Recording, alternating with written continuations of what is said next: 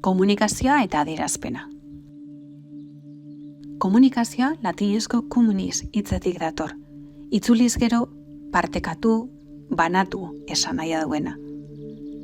Zer partekatzen da? Dena.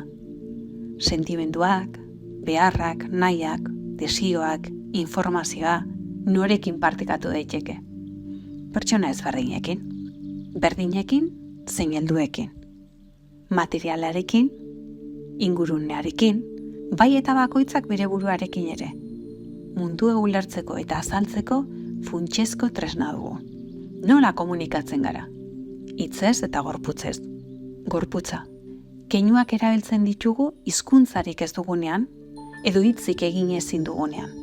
Garapena zehaztu beharko bagenu, gorputza, keinuak erabiliko genituzke lehenbizi komunikatzeko. Ondoren, hizkuntzaren lehen faseetatik hizkuntza formal eta ez formaleko komunitateak adostutako konbentziozko garapeneraino. Jakin badakigu egoera ezberdinetan haur zein helduok gorputza, ahots-tonua, begirada, eskuak, kokapena erabiltzen ditugula adierazteko.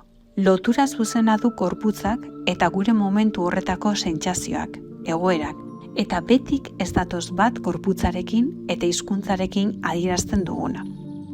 Hitza, hizkuntza, komunitatea, pertenentzia, sentimendua, bizipenak. Hizkuntza bat ez da adierazteko erabiltzen dugun bidea soilik. Hizkuntzak ez dira hitz hutsak. Hizkuntza gure txekoekin lotzen gaituen ura da, afektua, atxikimendua, bizia, norberarena eta alde berean gurea, pentsamenduarekin eta bestekin elkartzen gaituena.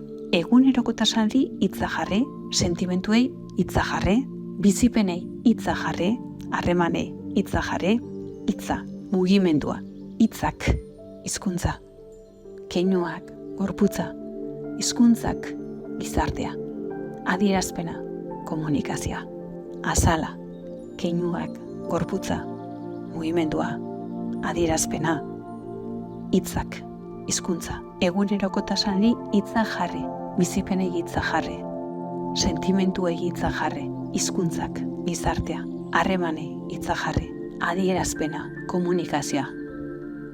Ni, I, zu, zuek, gu, ura, haiek, ni, I, ura, haiek, zu, zuek, go.